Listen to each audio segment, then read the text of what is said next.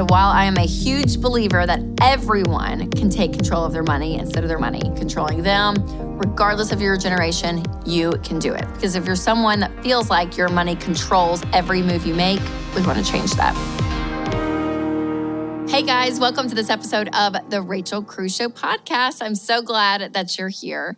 In this episode, we're going to talk about how to get ahead financially when you just feel like you can't. I'll have you guys listen to a video from The Cut on how college students spend $100 on groceries and what we can learn from it. Then you'll hear a conversation I had with YouTuber Dawn Madsen, aka Minimum Mom. We talk about how you can feel behind in life and financially and what you should do to get ahead, so you don't want to miss it. But first, let's talk about what generation is feeling financially trapped right now. Take a listen.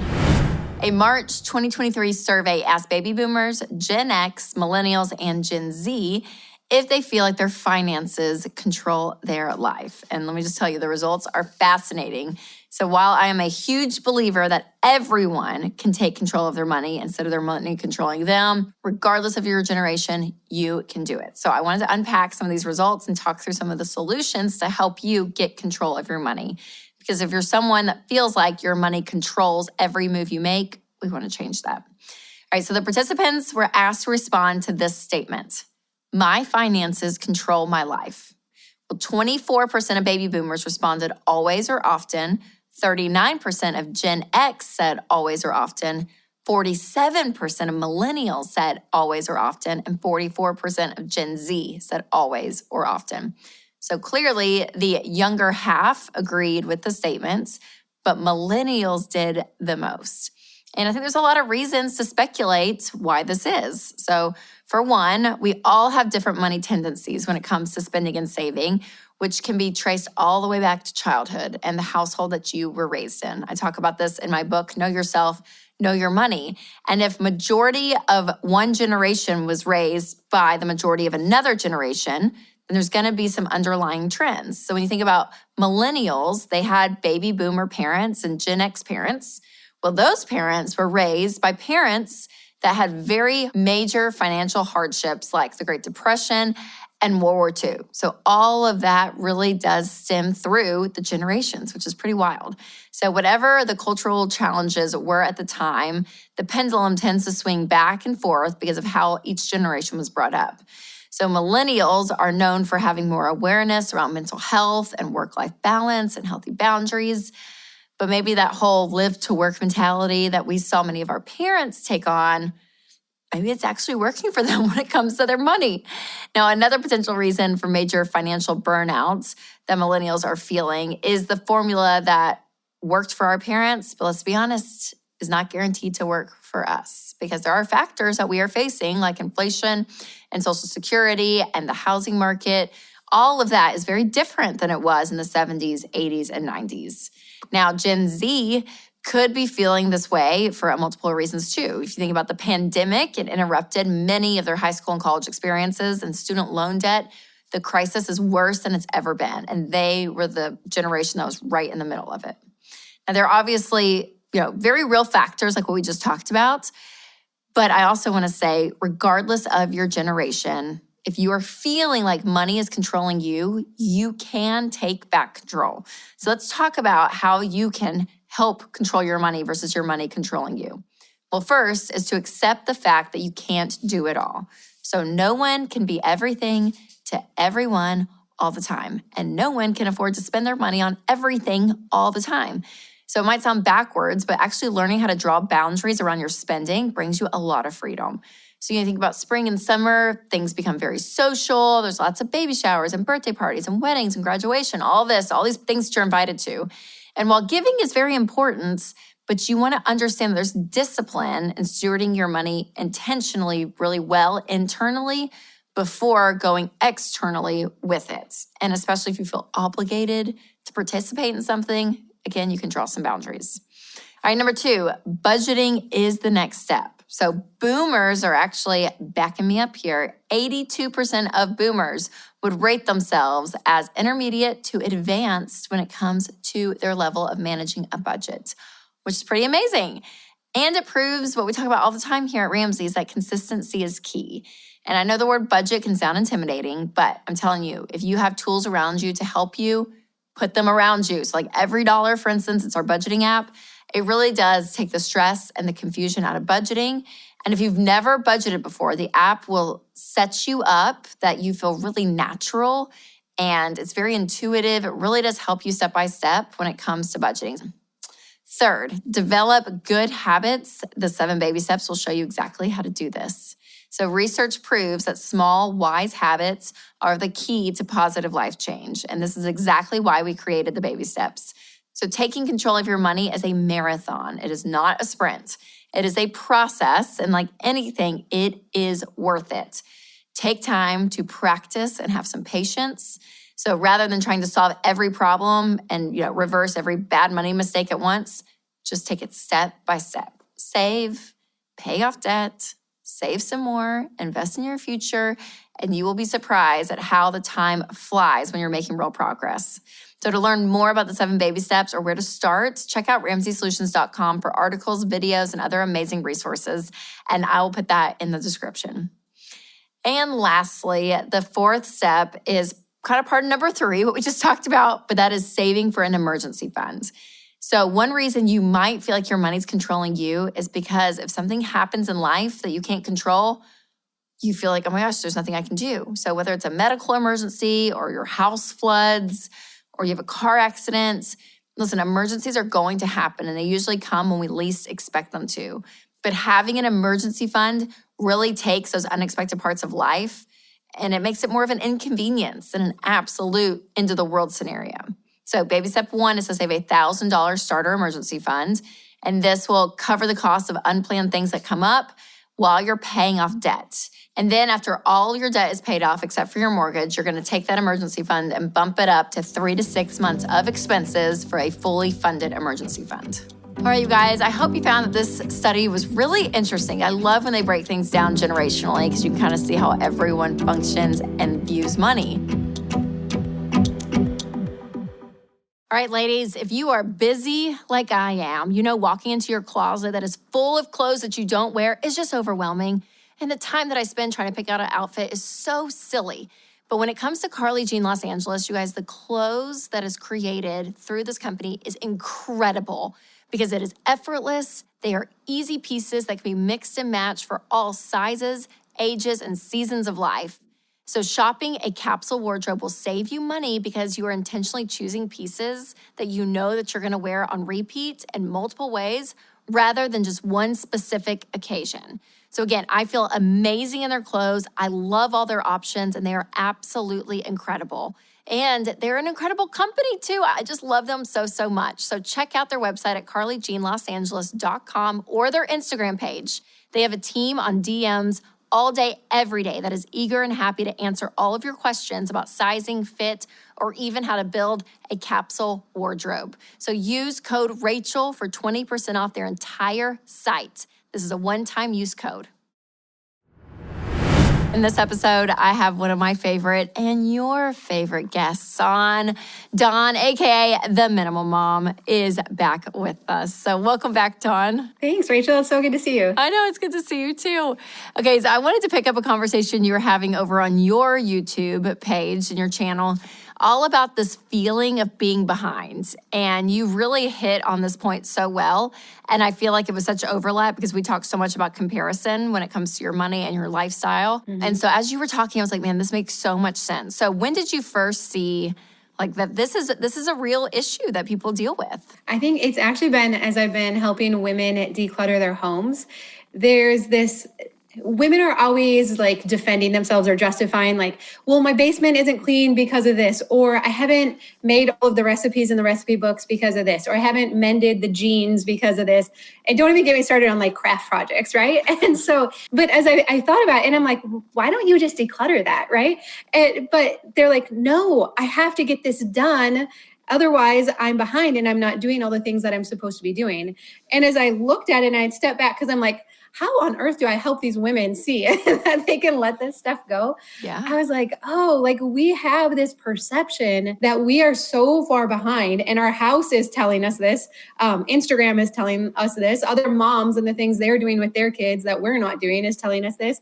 But when I stood back and I looked at him like, Rachel, there's actually very few things that we can really be behind on. Like if we don't pay taxes, okay, there's consequences. If I don't pay my mortgage, if I don't show up to work, like there will be some negative things.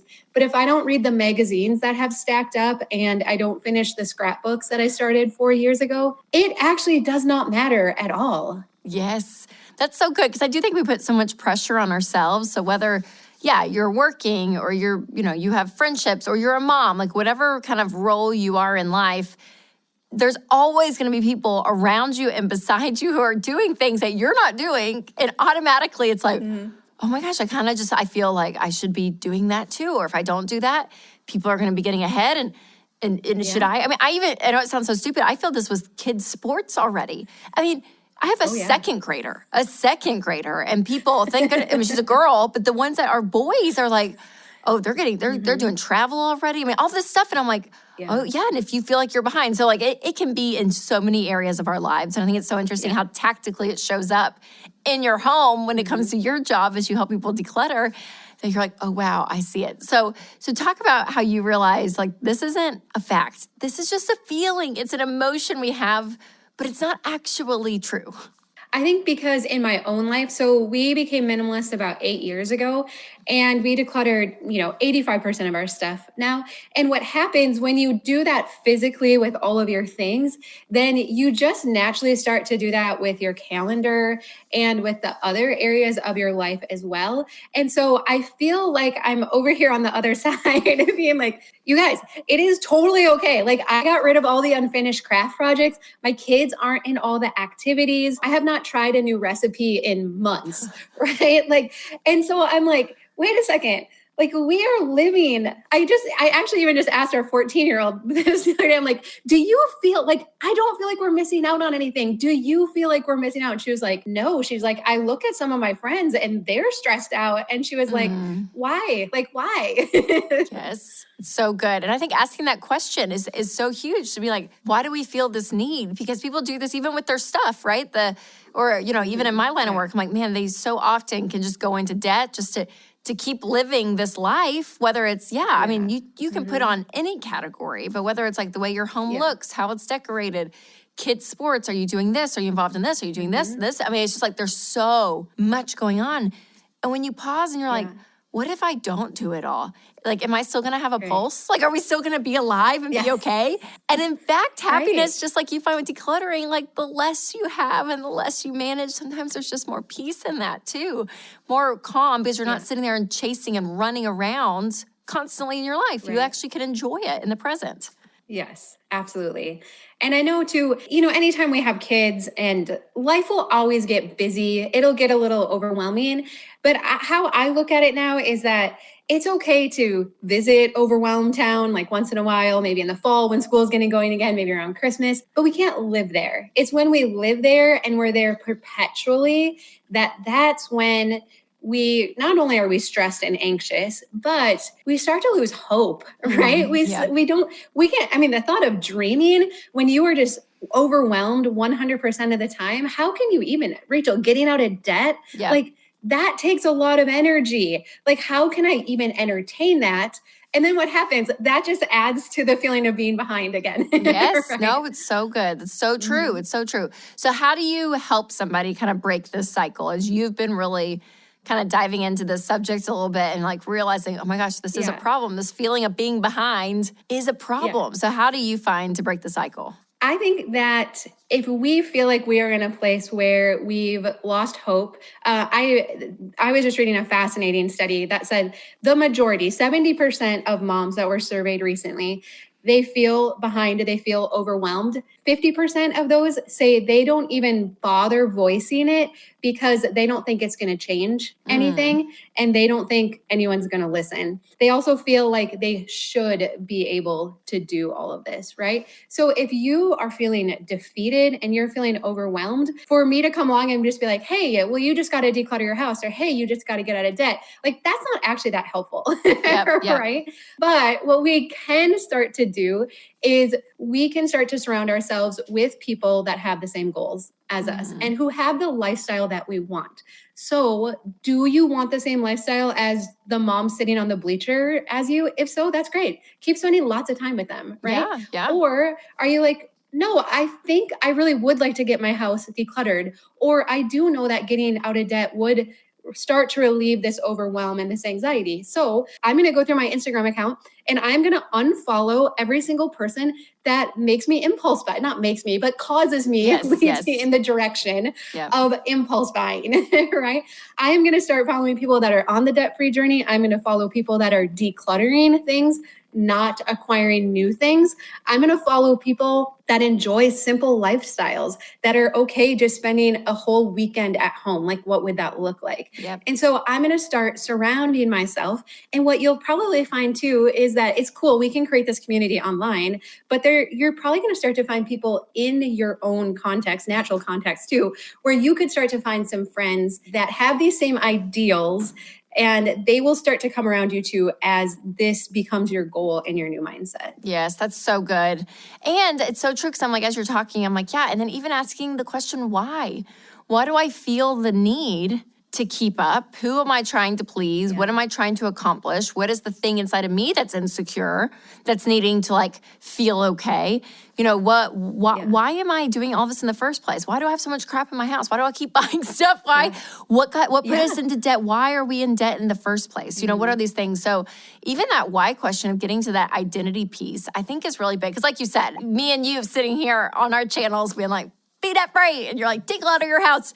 At the end of the day, it's still you, the person. So when you can identify what's going on in you, and then you start partaking in this journey, that's the beautiful thing at the end of the day, because you're like, oh yeah, I'm the one that's going through this. And if I can change even kind of like those icky parts of me that I don't like and identify those and start to heal and become healthier around that, these things like not going into debt for stuff and being able to say no, actually decluttering and not thinking that stuff is going to be the thing that saves me in my life, that I actually can have a lot of peace without it. Like that stuff becomes the byproduct, which is just so beautiful.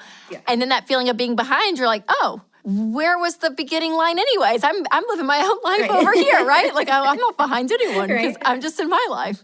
And there's just such freedom in that too. So I just think that what you touched on, I think is so great. So you mentioned this earlier, but for you specifically, how did you feel behind when you were doing your debt-free journey? Did you have this feeling? Because I think, you know, that, again, it's back to that comparison message, but it's just constant and it always creeps in. And so I think it takes a lot of maturity, and it takes, I don't know, this level of getting above yourself in a way to put the tunnel vision in place, to be like, I really am going to not care what people think and really focus on what's going on. So I don't want to feel behind. But it can be so easy to feel behind. So what's some encouragement you have in your own story of if you felt that way, how you kind of overcame that in your debt-free journey? Yeah, I mean, I can still tell you exactly where I was sitting when Tom and I added up all of our debt the first time that we tried to get out of debt. And it was over $100,000. I had student loans, we had medical bills, that not including our mortgage, right? Car loans, a business that had failed, we had all the types of debt. And it was so discouraging. But I'm a fairly optimistic person. And so I'm like, okay, we have a plan. We were doing the baby steps, like, let's go, right? So that was back around 2010.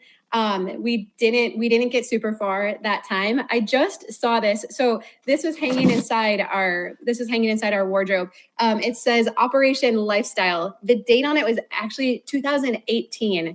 So this was the time then. This was the third time we started to get out of debt. And this was the time it stuck though. I was just asking Tom about this morning because I'm like, what do you remember about this?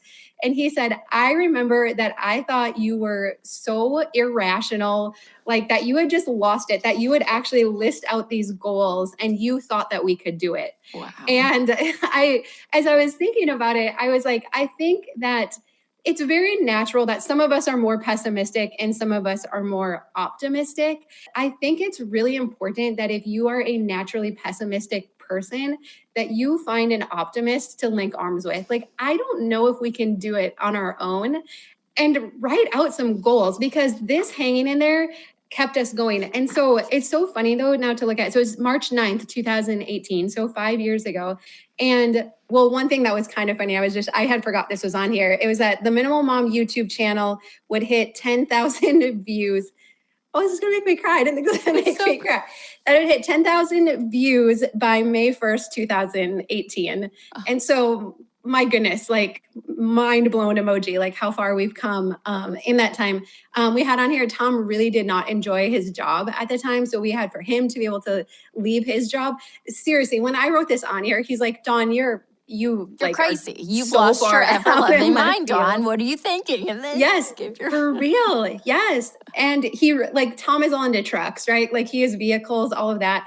He is on here for him to buy at the time we thought a new truck. But since then we could buy a new truck. Now we didn't even choose to buy a new truck, right? Like, he buys used trucks now. Even just to be able to start investing in rentals and different things, everything on here has come to pass since then. And so, again, what's so hard is that when we are so overwhelmed, we are so hopeless, right? And so to be able to like even think about writing out something like this, I know like you've tried and it hasn't worked. It feels foolish to even think about that. At some point, we have to say enough is enough. Like, I cannot live like this anymore. And we have to be willing to even write a small goal down and to say, buying stuff is not helping. Living in a cluttered house, my goodness, it is not helping. And to just start doing little steps moving forward to declutter and to not buy stuff, which will then help you to be able to start to get out of debt. It is, Rachel, I mean, this powerful. Is like the lifestyle we have now is unreal. Like, and it's not, I'm so fortunate, everything that has happened with YouTube and everything, but even if YouTube had not come into our lives, I know we would still be living an incredible lifestyle now, because we were willing to put, many things we wanted to buy at the time on hold. Tom, he was reminding me too, when we wrote this, he had sold all his vehicles and he was driving a Prius, and he would get made fun of every day at work. Like, he worked in manufacturing. Like, you drive a cool, like a nice truck. Like, everybody there had nice vehicles. And he would say, I would park it up front. And he was like, they would literally like look out the window and make fun of me. And like that we were willing to do that. I look back and I'm like, oh my goodness, I'm so glad that we were willing to do that. And I know spouses are not always on board. Again, we started this in 2010 and it took till 2018 when we could really get serious about it. Yeah. But you do what you can do, and it is truly just a matter of time before they come around. And I don't think it'll take 8 years for you either. I think if you're really consistent and you do your part, I think it'll be a lot faster than that. Yeah. Oh, it's so good though. But it's just the power, like you're saying, of painting what you want for your future. That you're not like just sleepwalking through life day to day, but you actually look out to the future and say, what do we want as a family? Like, let's go after that. And you're proving that point. I mean, it's absolutely incredible. And to the encouragement of like, even though those people were making fun of him, what's funny is if you cave to what people are thinking, how you're being perceived, how you're being accepted or not, if that's your motivation in life, that can easily take you down that road of debt. And the truth is that you don't know what those guys, you don't know what car payment they were paying, to pay for those trucks, maybe not, but like you don't know. So even that feeling of being behind, you don't see what's going on. You don't see maybe credit card bills. Exactly. You don't see maybe, what's not in their retirement, or the flip side. Maybe you didn't see the sacrifice that they made, just like your family, for years, and now they're killing it. And you're like, well, I want that now without having to do the hard work. And you're like, you didn't see all the years of the hard work and the being made fun of, So either end of the spectrum, it's like, this feeling of like, oh, I'm behind. If you're doing that against other people, it's not a true measurement. So run your race, live your life, have your goals like you guys did. And that's where you start to see, so much peace, that it's like you're not carrying this weight around. And so it's just beautiful. So incredible.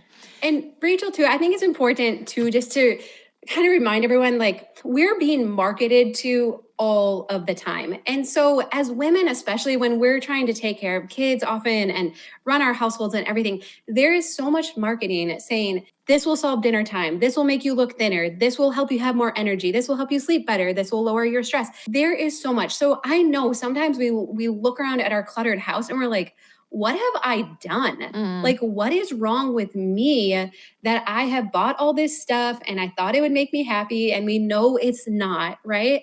And I just want to tell you, like, I understand, like, marketing is so strong and they know how to hit us at our weak points, right? Yep. Especially if it has to do with like motherhood and running our households and feeling like a good mom and everything. And so it's okay. It is okay if you have bought things that you regret now.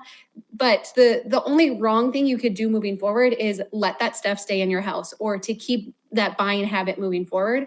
Instead, start to declutter. I love decluttering because it almost like creates this aversion to buying stuff again, because you're like, well, that was a lie, and that was a lie, and that was supposed to help me, and that didn't, and that was going to give my hair so much volume, and it didn't, and that was going to make my baby sleep through the night, and it didn't. And you're just like, oh my goodness, like, this is like, it's not true. Like, so much of it is so untrue, but it's okay. Like, it happens and we learn from it. And as we begin to declutter, at least for me, it is so much easier for me not to buy stuff now, because I'm like, I ain't going through that process again. That was painful. Yes, like, it's so that true. was horrifying, and I don't want to do it again. Yes. Oh, I love that. And what's funny is when you start to live without, whether you're sacrificing to get out of debt and you've just cut your lifestyle, or you've chosen like, hey, I'm going to declutter and live a more minimalist lifestyle, you do realize the absence of stuff, like, you're okay. You really don't need it. You know, it's like you almost have to like get rid of it to breathe a little bit, to realize, oh yeah, I don't need all the magic potions and all the things for my kids and whatever, right? I don't have to pull from all these areas. Yeah. I actually am pretty okay without all the stuff. And that's a freeing feeling too. So great. Awesome. Dawn, thanks so much for coming on. And where can everyone find you? I spend most of my time on YouTube. So a quick search for The Minimal Mom and I will pop up. Otherwise, theminimalmom.com. So great, Dawn. Well, thank you for coming on. Honestly, you just always have such great encouragement for people, and even the journey you and your family are walking through. It's literal encouragement because people are doing the exact same thing, walking your path, maybe a few years behind you. So you're kind of leading that way. So I love everything you stand for in your channel and everything you're doing. So thank you again. Hey guys, it's Rachel. If healthcare costs are increasing while your available choices are decreasing, check out Christian Healthcare Ministries. CHM is a biblically based health cost sharing ministry, and it's an affordable alternative to health insurance. Find out more at chministries.org/budget. That's chministries.org/budget. Today, we're going to take a look at how college students are spending $100. So there's a video going around that asks 5 college students to explain how they've spent $100 on groceries. And I thought this sounded really interesting, and I'm really curious. And we're going to see how these students and their spending habits hold up to budgeting and the baby steps. My name's Ryan, and I go to a public university. I'm Dylan. I go to a private university. What's your major? I study finance. Strategic communications. I am going to be a medical assistant. Trying to be an actor. If you're trying to be an actor, why even go to college? I'm going to college because my parents require that. After having my daughter, that's what really pushed me to continue with my education. All right, so technically they haven't talked about food yet in the budget, but this is a good example of different motivations that go on when it comes to going to college. So one girl says her parents are making her go, but she really wants to be an actor. And the other has chosen to pursue a specific degree after her daughter was born. So I think it's important to know the motivation behind your college degree before you go and apply for college and go down this road. And especially, if you're taking out student loans, don't do that. But listen, college may be right for you, may not be right for you, may be right for your child, maybe not. I don't know. It's becoming a question more than ever today. And I think it's a great one to ask, that it's not just this like assumed thing, but really seeing, okay, where's their heart? Where's their passion? What do they want to be doing? And how do we make good decisions and help them make good decisions during this time? All right, let's see the next clip. We gave you $100, Yes. and this is what you bought. Yes. I just buy like little snacks that I can add to like my school day. Usually I spend about $50 on groceries, so I had a little leeway so I could have some fun with it. So I splurged on the honeycomb cereal. I like to cook fresh foods, so we got greens. Okay, so I noticed that the first girl spent $55, over half of her budget on miscellaneous items, which doesn't look like a lot. So I'm just curious where all that money went. And the next girl says that she's used to spending only $50 a week on groceries, so she splurged on honeycomb cereal because she had extra to work with. And listen, I love that. See, that is what happens when you budget. You honestly end up getting more for less because you're intentional. And then when you have some margin, you get to treat yourself. Now, I love the last guy saying that his priority is fresh food because there's another myth that goes around that says you can't eat healthy on a budget, but you can, and he's doing it. So there's proof. I get Uber Eats and stuff sometimes. How much do you think you spend on Uber Eats? Per month, maybe 150, 200, I don't know. I don't cook. I eat out almost every day. Is that costly? Nope. I don't come from a family that like has a ton of money. So that kind of sucks when everyone else is going out to eat and you just like have to stay home to save money. How much do you think you spend every month on food? Let's just say I spend $1,000, but let's not tell anybody. I'll probably spend around 150 on groceries per month. Oh, wow. Okay, so this is a great example of how people can use the exact same resources in such a different way. So one guy spends $200 on Uber Eats a month. And just think about it. If he didn't do that and he went and just like ate on campus or made dinner at home, where he could have saved that $200, like let's just for the fun of it, calculate it. Let's say he's 20 years old. If he started investing $200 a month at age 20 with a 10% return, he'd have over $2 million at 65. And then next, our sweet actress friend says that she goes out to eat a lot and spends $8,000 on food a month. Oh my gosh, for one person. And the other girl says that she comes from a household that wasn't able to afford a lot of excess. So she actually learned to stick to her food budget, which was $150 a month. And she says it takes discipline to say no when all her friends go out to eat, but she's doing it, which is incredible. The discipline of what she's doing to stay within her budget, so smart. How do you support yourself? I work about 30 to 35 hours a week. I take care of her in the morning, go to school in the afternoon, go to work at night, and then sometimes I'm up until 1 or 2 doing homework. Sometimes I'll walk dogs. That pays for rent and for food and everything? So usually most, okay. Yeah, so my parents like pay for my rent. This is getting personal. Do you ever struggle with money? I have. Yes. This summer, for example, I didn't get 2 of my grants. I spent all my money in New York City. Had to raise $6,000. I had the best time of my life, but I was not future thinking. It was hard. I cried a lot. My mom helped me. Okay, so our budgeting girl works 30 to 35 hours a week while in school. Absolutely amazing. And listen, school and work, it's a lot to balance, but it can be done. But then later, she mentions that she is raising $6,000 when her 2 grants or scholarships didn't come in instead of going into debt, which is amazing. And then our other 2 friends that mentioned that they are relying on their parents for financial support. So if your parents are able to help you out, especially while you're in college, there's no shame in that, but it's not something that you can count on forever. So again, it's just a good reminder to check yourself when it comes to comparison. Like, don't compare your tight budget and 35-hour per week work schedule and having to pay for all your expenses to someone else's parent-paid housing expenses, right? Those are 2 different worlds. So that's where comparison is not great. So neither one is right or wrong or good or bad. They're just different. When you're done with college, how much debt are you going to have? I'll be around $15,000 in debt. About 15,000. 25,000. 30 to 35,000 in debt. But you know, I'm about to be done, so I don't really want to think about it anymore. Do you think you'll be paying off your student debt for the rest of your life? Probably. To be honest, I don't really look at debt as like a huge thing because everyone has it. Hopefully I'll just get a really cool job acting in a big movie, like Marvel maybe will pay it off, but maybe a coffee shop. Now, student loan debt enters the equation, so it's definitely worth noting that every single one of them says that they'll have debt after they graduate. And our budgeting queen will have the most at $35,000. And I have to admit, our actress friend saying that she's not worried about debt because everyone else has it It's so normal, you guys. But remember, just because everyone is making a decision with money doesn't mean that it's wise. But she's optimistic, so I guess that's good.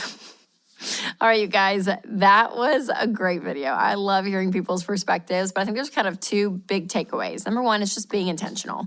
So whether it's a decision to go to college and how to pay for it or how to support yourself while you're in school or even just as a young adult, you have to have a plan and practice self-control. I promise you will thank yourself later.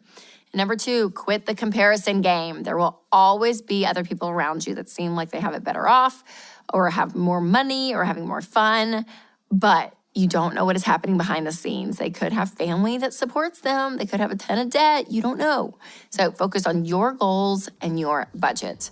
To find out more about budgeting for groceries or paying off debt, check out RamseySolutions.com and make sure to send this to a friend who's thinking about their future, maybe their kids' future. Oh, college students and spending money. You guys, what a crazy video, but I think it was so enlightening.